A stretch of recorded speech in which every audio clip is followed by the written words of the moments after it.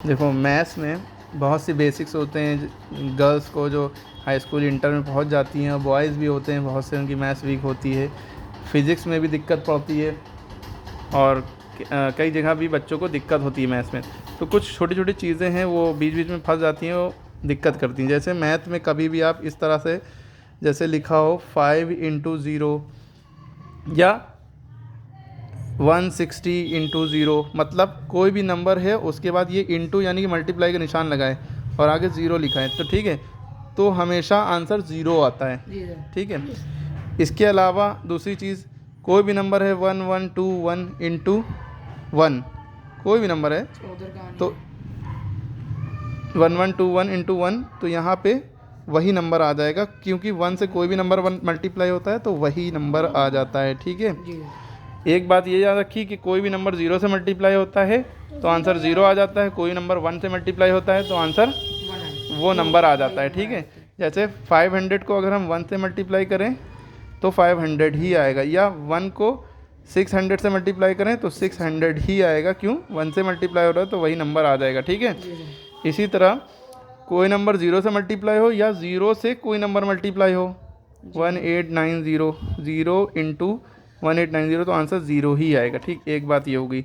दूसरी बात, अगर हम किसी नंबर में 0 प्लस करेंगे, ठीक है, 150 में 0 प्लस करें, 0 मतलब होता है कुछ नहीं, 150 में 150 रुपये थे और 0 रुपये ऐड किया यानी कुछ नहीं ऐड किया तो 150 ही रुपये बचे, ऐसे समझ लो।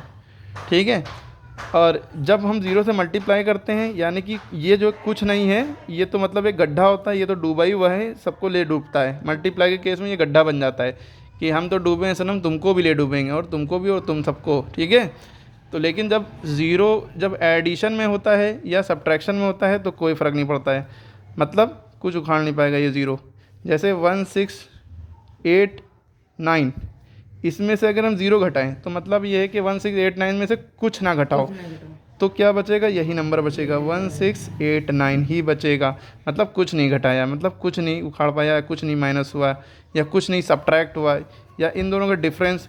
अच्छा एक बात और, प्लस को हम, ये जो प्लस का प्लस माने होता है, एक तो प्लस समझते हैं और इस प्लस को हम सम भी कहते हैं। प्लस मीन्स क्या होता है, सम। ठीक है। प्लस मीन्स एडिशन भी होता है, कहीं भी एडिशन या कुछ में। प्लस मीन्स मोर देन भी होता है, मोर देन माने कि प्लस जब भी करेंगे तो मतलब ये सारी चीज़ें होती हैं।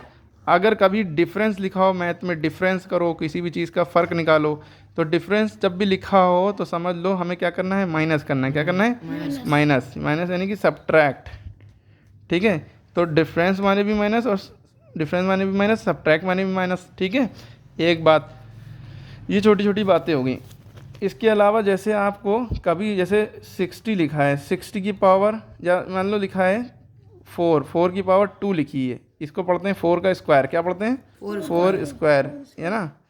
और इसका मतलब क्या होता है, 4 × 4, और 4 4 कितना हो जाता है, 16। ठीक है।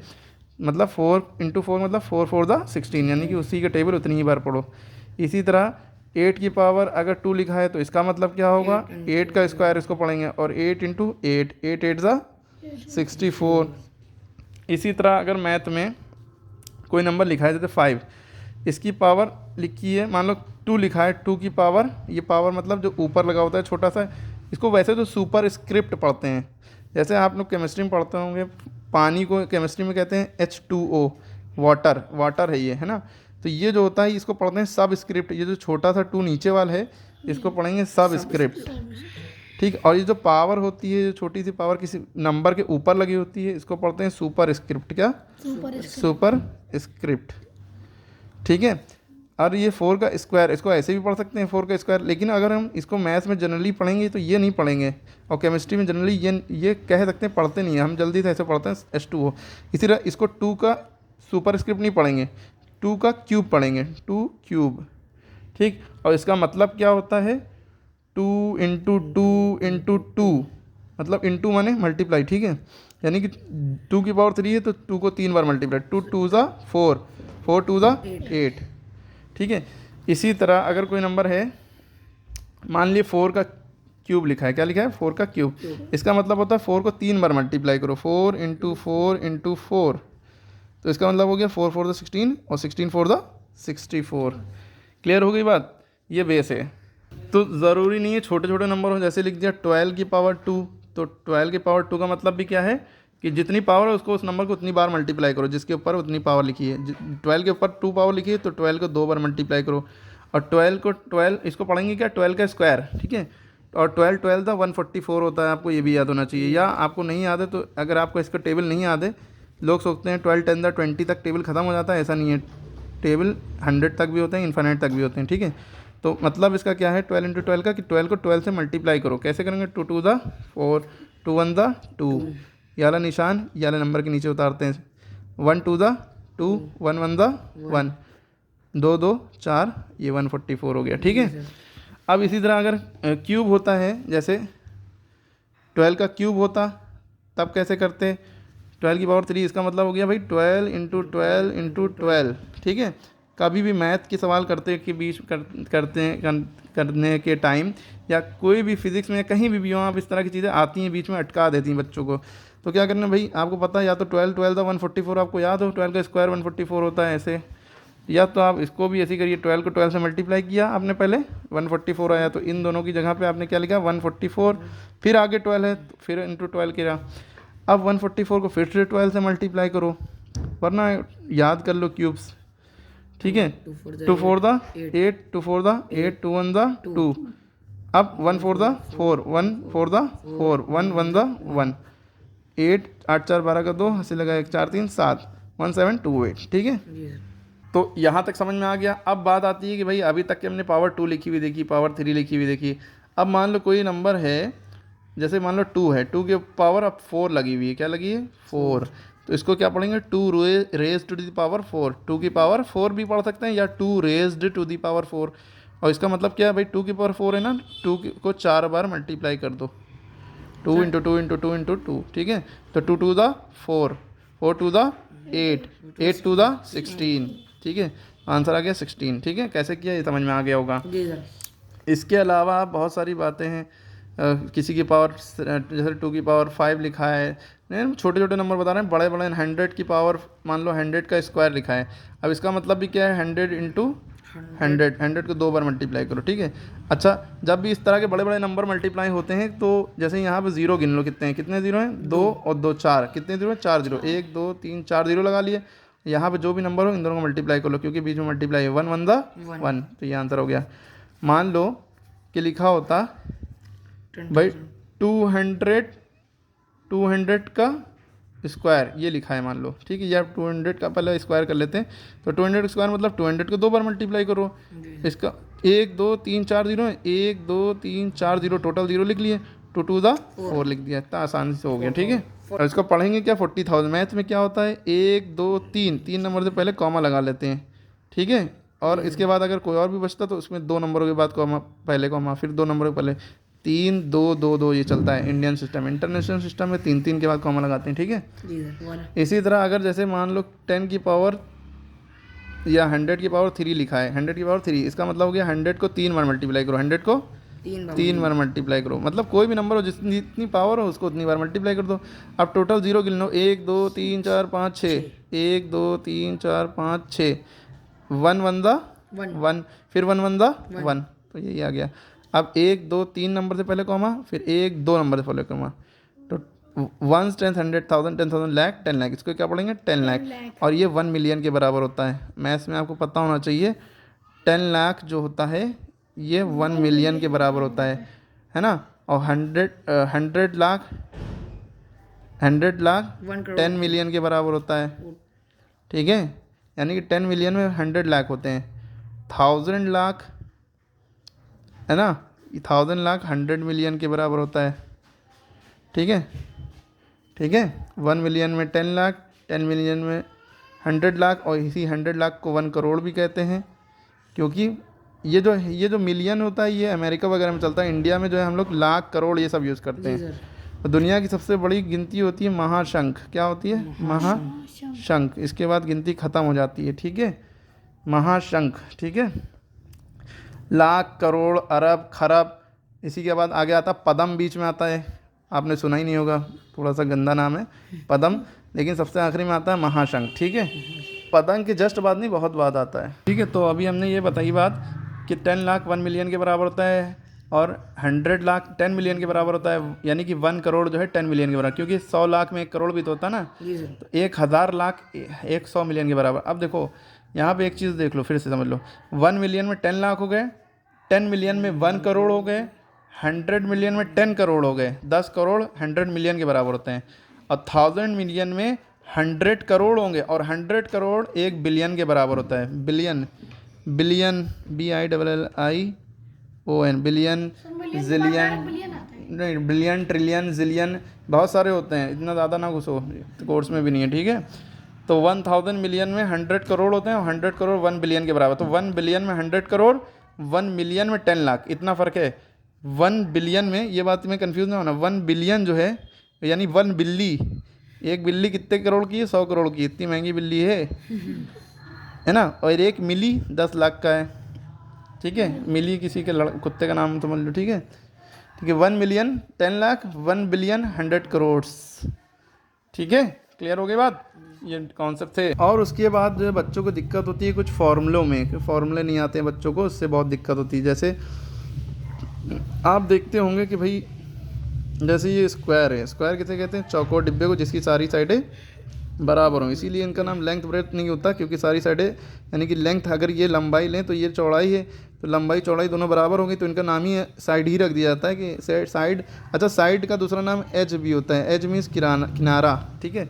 साइड को हम एज भी कहते हैं, ये भी याद रखिएगा, ठीक है। और जो कोने होते हैं, ये जो कोने होते हैं इनको कॉर्नर्स कहते हैं, कॉर्नर्स। और इन कोनों को वर्टेक्स भी कहते हैं, क्या कहते हैं? वर्टेक्स। बहुत सारे कोनों को वर्टिसेस कहते हैं, वर्टिसेस, वर्टेक्स का प्लूरल है, बहुवचन है वर्टेक्स का, ठीक है। सारे कोने, कितने कोने हैं इसमें? 4 कोने हैं, तो हम कहेंगे 4 vertices. Square has 4 vertices, square has 4 sides या 4 एजेस, ठीक है। क्लियर होगी बात। एक साइड को साइड कहेंगे, साइड, सारी साइड को साइड्स कहेंगे, ठीक है। अब मान लो इसका फॉर्मूला निकालना है, एरिया ऑफ स्क्वायर, क्या? मान लो एरिया ऑफ स्क्वायर। तो पहले तो एरिया का मतलब पता होना चाहिए।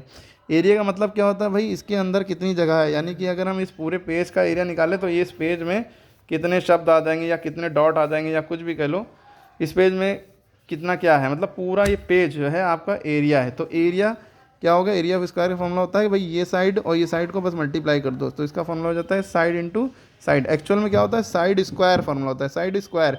स्क्वायर माने क्या होता है? जिस चीज़ के ऊपर पावर 2 लगे उस चीज़ को 2 बार मल्टीप्लाई कर दो। तो या तो आप ये फॉर्मूला लिख सकते हैं, ये भी लिख सकते हैं। और आंसर में याद रखिएगा सेंटीमीटर या स्क्वायर ज़रूर लगेगी, सेंटीमीटर की पावर 2 ज़रूर लगेगी या मीटर की पावर 2, जिसमें भी दिया हो। एरिया, प्लॉट का एरिया, ज़मीन का एरिया निकालने हैं तो ये कितने बाई कितने की है। स्क्वायर अगर प्लॉट है तो उसका जो भी एरिया होगा मीटर स्क्वायर में निकलेगा, ठीक है। यानी कि ज़मीन कितनी बड़ी है, कितनी जगह है ज़मीन में, उसका एरिया है। अच्छा, इसी में बात आ जाती है पेरीमीटर की। एक लफ्ज़ होता है पेरीमीटर। पेरीमीटर मीन्स होता है बाउंड्री। क्या होता है? बाउंड्री, यानी उसकी चारों तरफ की जगह। यानी कि मान लो ये ए पॉइंट है, ये बी पॉइंट है, ये सी पॉइंट है, ये डी पॉइंट है। यानी कि ए से बी तक, बी से सी तक, सी से डी तक, डी से ई तक, जहाँ शुरू थे वहीं पे आ गए। यहाँ पे मतलब आपने क्या किया? एक डोरी बांधी, यहाँ पे एक डोरी बांधी, यही डोरी खींच के ले गए, फिर यहाँ बांधी कोने पे कील गाड़ के, फिर यहाँ बांधी, फिर यहाँ बांधी। तो जितनी बड़ी डोरी है इसको खोलोगे तो वो एक डोरी पूरी लंबी हो जाएगी, वो पूरा इसका पेरीमीटर है, ठीक है। ना खोलो तो इसका कितना पेरीमीटर हुआ? तो पेरीमीटर का फॉर्मूला क्या होता है? 4 साइडें हैं तो 4 इंटू साइड इसका फॉर्मूला हो गया। भाई सारी साइडें बराबर हैं इसलिए 4 इंटू साइड ऐसे निकाल सकते हैं, ठीक है। अब मान लो मुद्दा आता है रेक्टेंगल का। रेक्टेंगल ऐसी चीज़ होती है कि जिसकी 2 अपोजिट साइड्स इक्वल होती हैं। ये जो पैरेलल साइड्स होती हैं, 2 अपोजिट साइड पैरेलल भी होंगी, यानी कि ये इसके पैरेलल है, कभी आगे नहीं मिलेगी, अगर आगे चाहे जितना बढ़ा दो। और ये इसके पैरेलल है, ये चाहे जितना आगे बढ़ा दो कभी नहीं मिलेगी, ठीक है। रेल की पटरी जैसे ही है ना, कभी नहीं मिलती है। तो पैरेलल से, पैरेलल मतलब ये पैरेलल बोल रहे हैं, ठीक है। अच्छा, ये जो लंबी वाली साइड होती है ये हमेशा लेंथ रहती है और ये ब्रेथ रहती है। मोबाइल को अगर आप इस तरह से बेड़ा रखो तो रेक्टेंगुलर मोड यानी कि हॉरिजॉन्टल मोड कहलाता है। और मोबाइल को अगर यूँ खड़ा कर दो तो ये यूँ बन जाएगा, तो ये पोर्ट्रेट मोड कहलाएगा, PORTRAIT। पोर्ट्रेट मोड में क्या, तब भी ये लेंथ रहेगी, ये ब्रेथ रहेगी, ठीक है। ऐसे जो लंबी चीज़ होगी बस वो लेंथ रहेगी हमेशा, ठीक है। तो इसका अगर हमें इसका एरिया निकालना है, प्लॉट आपने कोई खरीदा है प्लॉट, उसका एरिया कितना है, जगह कितनी है अंदर की, तो उसका एरिया निकालना है, तो उसके बराबर फॉर्मूला होता है लेंथ इंटू ब्रेथ। यानी कि जितनी लंबाई है उसको चौड़ाई से मल्टीप्लाई कर दो, ठीक है, गुणा कर दो। मान लो लंबाई 10 है और ब्रेथ लंबाई 20 मीटर है, ब्रेथ 18 मीटर है, तो 20 इंटू 18, ठीक है, 20 इंटू 18। अच्छा देखो इसको कैसे मल्टीप्लाई करेंगे, एक जीरो है भाई, एक जीरो लिख लो, एक जीरो यहाँ से लिख लिया तो छुपा लो, 18 टू दा 36 होता है, 360 मीटर स्क्वायर हो गया, ठीक है। क्लियर हुई बात? ये सब कॉन्सेप्ट हैं जल्दी करने के।